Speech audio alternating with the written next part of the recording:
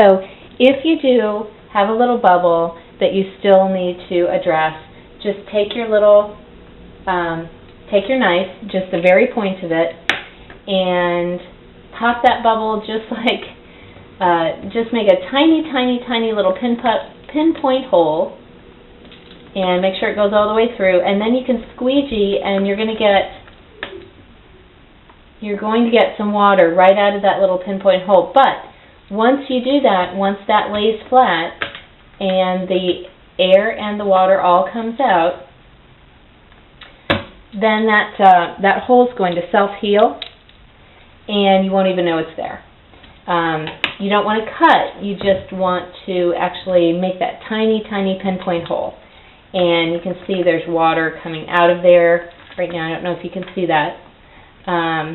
But the water and the air is going to come right out. You can just squeegee over that a couple of times. Use whatever edge of your squeegee works best for you. And actually this is where two squeegees come in handy. And there you go. And then if you go over that a couple of times, that's going to self-heal, and you're not going to have a bubble at all. Alright, there's one other little trick that I want to show you, and that happens if you end up with an inside cut corner. So here you see I had one piece that I was able to pull along enough to cover my two surfaces that had to be covered. But I still need to fold it down over the sides. But you see when I do that, any way I cut it, I'm going to end up with a little bit of a gap. So before you go over it with your hair dryer, remember that? Before you go over it with your hair dryer and stick it down to the front of your countertop, what I want you to do is cut an extra little piece. And remember, there's no pattern, so you're not going to end up with a pattern match problem. But cut a little piece that's enough of a length to fit right in that corner.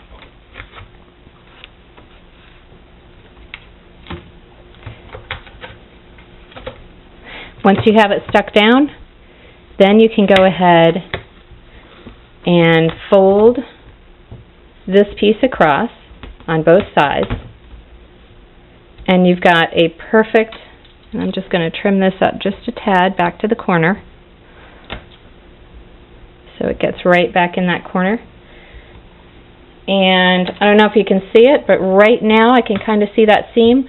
Once I trim this off, it's going to be a nice seam right across. But you want to make sure that you use your hair dryer and get that top corner seam really tight, and then go ahead and trim around.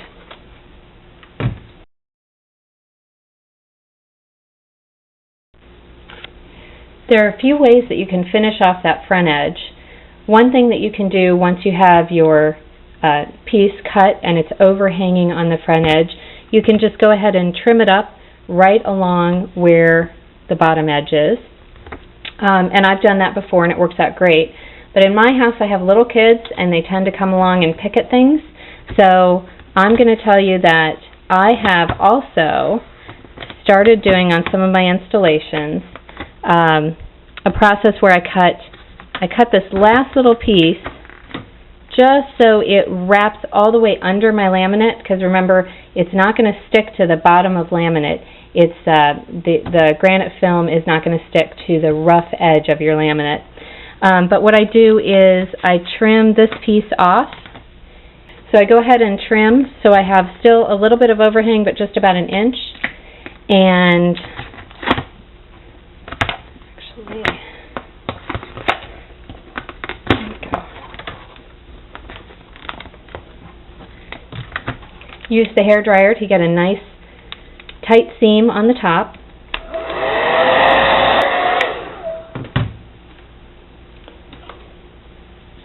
I use my scraper right across the front, make sure I don't have any bubbles that I don't want. You can either use very small brads, and I have tiny, tiny little nails here, or a staple gun and your hammer, and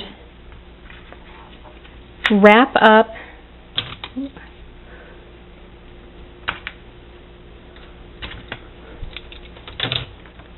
wrap this little piece right under, and then hit it with some brads.